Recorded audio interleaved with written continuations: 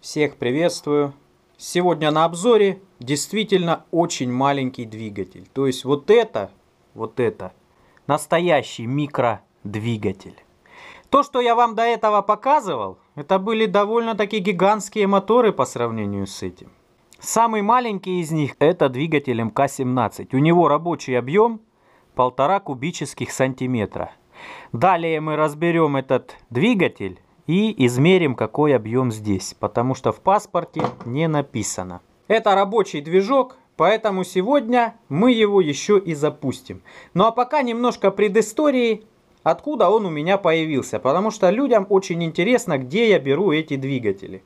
Друзья, на самом деле все очень просто. Вот этот движок конкретно я заказал на Авито. В принципе, большинство двигателей своих я также заказывал на Авито, потому что там люди продают, и зачастую они даже не знают, какова же ценность этим двигателям. То есть одни продают очень дорого, в то время как другие могут продавать совершенно за копейки. Вот этот движок я купил за 800 рублей. Сейчас покажу, в какой комплектации он ко мне пришел. Забрал с почты посылочку, она была вот в такой довольно-таки гигантской коробке. Открываем. Сразу здесь нашел руководство по эксплуатации. Как вы видите, сделано в СССР. В СССР много чего было сделано, в том числе такой миниатюрный двигатель. То есть заботились, видимо, о детях, чтобы им не скучно жилось. Сейчас есть айфоны и все остальное, детям опять же живется не скучно. Ну а раньше развлекались таким вот интересным образом. Этот двигатель, он на самом деле игрушечный. Здесь написано, что это игрушка. Он работает, внимание, друзья, на углекислоте, то есть на сжатом СО2. Как мы знаем, в баллонах СО2 очень большое давление. В общем, за счет этого давления он и работает. Я уже как-то делал двигатель на подобном принципе. Сейчас этот двигатель у меня в работе, то есть я его починил, там переделал обратно в калильный мотор. Одной из реинкарнаций его жизни вы могли видеть на моем канале, он работал на сжатом воздухе. Сделан он был по точно такому же принципу, как этот маленький движочек. Здесь есть поршень, поршень толкает на шарик, шарик открывает отверстие, то есть шарик это клапан, и туда поступает сжатая углекислота. Углекислота толкает поршень вниз, ну а в нижней точке сжатый газ выходит в отверстие, который уже совершил полезную работу. Данные этого двигателя не сверхфантастики, но зато он весит очень мало. Весит 30 грамм, можно ставить на модель до 100 грамм массой, то есть он такую модельку потянет. У меня, кстати, и модель есть. Пишите в комментах, если будет интересно. Модель это тоже советских времен. Сохранилась в первозданном виде. Я ее даже не собирал, потому что ушатал в свое время как раз таки вот такой двигатель. Я вам покажу его конструкцию. Ну, в принципе, что тут показывать? Вот оно все, цилиндр. Коленвальчик маленький. Здесь просто очень хитрый поршень. На поршне нет поршневого пальца. Вот так вот все эти детальки выглядят. А поршень выглядит вот так. Здесь шарик такой на конце шатуна. И поршень, на него насаживается в поршне тоже шарик. Вот. Кстати, винтик здесь довольно-таки большой. Диаметр 180, шаг 200. Но зато обороты очень маленькие. 2500. Плюс-минус 500 оборотов. В принципе, особо тут рассказывать нечего. Нужно брать и показывать. Что же тут еще? Короче, пришла вот такая зарядка, подстава, скажем так. Дело в том, что движок питается от углекислотных баллончиков, от сифона. Вот таких. Они сюда вставляются. Мы закручиваем вот здесь. И после закручивания баллон протыкается там внутри. Вот там есть такой острая трубка, и она протыкает баллон, и вот это все дело находится под давлением, можно заряжать двигатель. Но дело в том, что, я не знаю, продавец даже запаял тут, по-моему, вот эту капсулу, то есть здесь была трещина. Ребята, оно так шарахнуло, так взорвалось, вот эта штука вылетела. Благо я когда закручивал, я побаивался немножко. Но она реально вылетела отсюда, как пуля. Ну, представьте, 50-70 атмосфер в баллоне. Здесь вот гигантская трещина. Ну, пришлось токарить, сами знаете. Сделал вот такую вещь. Сделал новый корпус, а это сюда штучка закручивается. В общем, к тестам мы немножко позже придем. Пока покажу, что здесь еще есть. Здесь есть запасные части, ZIP, так называемый. То есть вот эта резинка, которая в зарядку вставляется, поршенечек. Обратите внимание, какой он маленький. Он реально очень маленький. Я сейчас замерю и посчитаю рабочий объем. Ну вот можете видеть, под шатун там полукруглое такое пространство.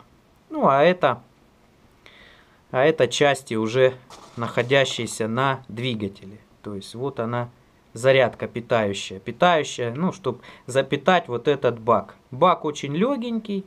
А вообще, ну, вот вы видели в инструкции, все вместе с винтом не более 30 грамм весит. Вот так. Ну, упаковано хоть хорошо. На том, скажем так, спасибо. Конечно, с зарядкой небольшой казус произошел. В последнее время у меня очень стойкое мнение, что без токарного вообще жизнь невозможна просто. Ну, потому что, вот смотрите, вот это поломанное, раз, сделал. Идем дальше. Здесь есть вот такое отверстие на двигателе. Вот эту штуку я в том пенопласте не сразу нашел, да и она довольно плохо сюда подходит. Помню по детству, что так я и угробил вот этот свой двигатель. То есть здесь разорвало этот шатун. Ну, а сделать его вот с таким шариком, сами понимаете, не представляется возможным. Так вот, нужна вот эта заглушка, чтобы он оттуда не вылетел. Он все время норовит выскочить оттуда. Ну, пока я эту не нашел, я сделал самодельную. Сделал ее из фторопласта. И даже я, пожалуй, буду ее использовать в этом двигателе. Вот, потому что фторопласт, он более скользкий, чем вот этот вот какой-то пластмасс. И он немножко тоньше. Получается, коленвал вот так шатается, все равно там люфт есть, и все равно шатунчик может слететь. И будет кирдык тогда. Так что токарный без него никуда, и даже вот здесь дважды он понадобился. Хотя, казалось бы, двигатель с коробки, все должно быть целое, все рабочее. Посчитал рабочий объем, у меня получилось 0,27 кубических сантиметров. Ну, кто любит проверять, диаметр 7 мм, ход поршня 7 мм. 7 на 7. Итак, друзья, собираю все это дело. Я даже, как вы видели, стендик к нему сделал. И мы сейчас попробуем запустить этот мотор. Все, установил на стенде. Теперь нужно зарядить сифоновый баллончик вот сюда и закрутить крышечку. Смотрим, что произойдет. Первый раз, конечно, очень стрёмно было, когда она взорвалась. Ну вот, слышим, немножко травит здесь, но это ничего страшного. Зарядка производится так. Переворачиваю кверх ногами и вот так втыкаю. Ой, сам завелся. Ёкалэмэне. Так, надо вывести его из мертвой точки. Вот так. Так, заряжаем. Трубка похолоделась. Так, есть. Есть, ребят. Я думаю, все у нас заряжено. Надо подготовиться, чтобы успеть все измерить. Оборотики измерим и температуру. Кстати, насчет температуры. Смотрим, сколько в баллоне. 12 градусов.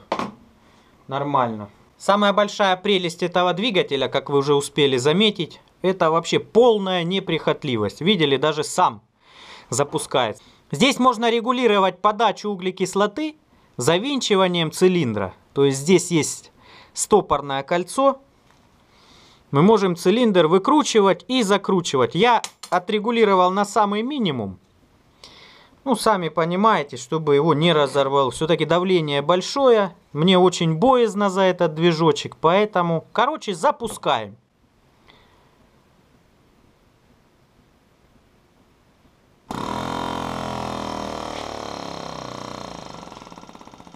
Так, а что такое?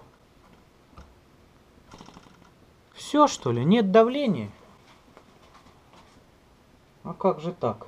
Пока я тут ходил, все вышло, что ли? Заряжаем еще. В чем проблема?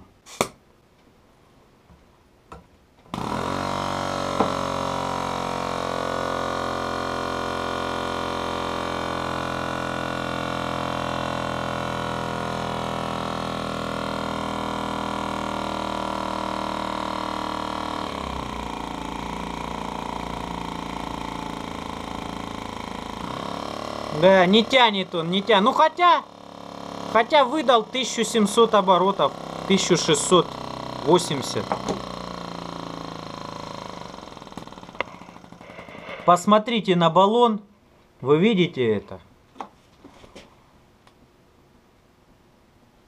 Минус 20. Офигеть, вот это он замерз. Так, ну первый запуск есть. Я так думаю, что надо бы все-таки цилиндр подкрутить, потому что как-то маловато мощи. Хотя бы чуть-чуть добавить. Еще разочек заряжаем. Погнали, пробуем. Страшно, такая нежная конструкция. Просто жесть. О! Вот сейчас гораздо мощней. Гораздо мощней пошел.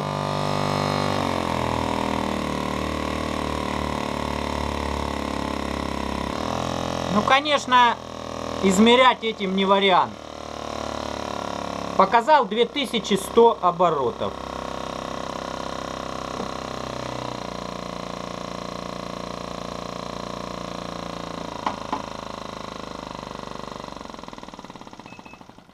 Минус 33. Вот такой вот двигатель, друзья. Не знаю, что вам еще про него рассказать, но двигатель бомба. Правда, ну, по лету его будет нормально запускать, а по зиме, тут хоть и где-то 12 градусов у меня в помещении, но все равно для него это практически критический предел. Его меньше 10 градусов вообще не рекомендуется запускать. Ну, а тут 12, в принципе, в нижнем пределе. То есть, как вы видите, он работает весьма недолго. Ну, он так и будет недолго работать. Но, по крайней мере, летом у него будет больше мощности.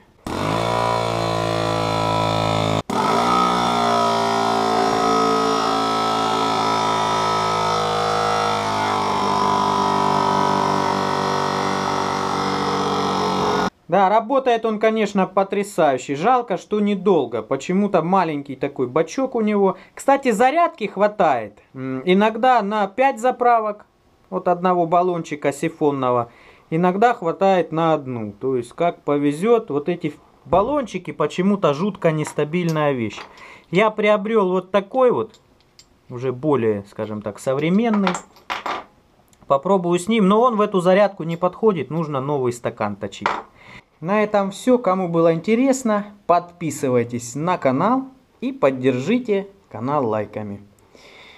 Всех благодарю за внимание и всем пока и жду ваших комментариев.